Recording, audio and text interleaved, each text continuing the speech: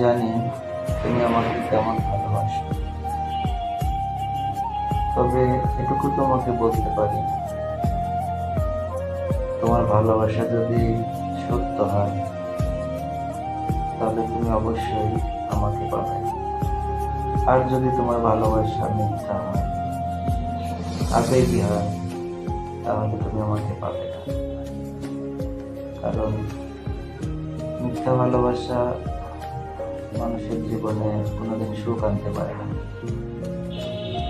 যদি তোমার ভালোবাসা সত্য হয় বা আমার জন্য তোমার ভিতরে সবসময় চিন্তা সাধনা হয়, তাহলে তুমি আমাকে অবশ্যই পাবে।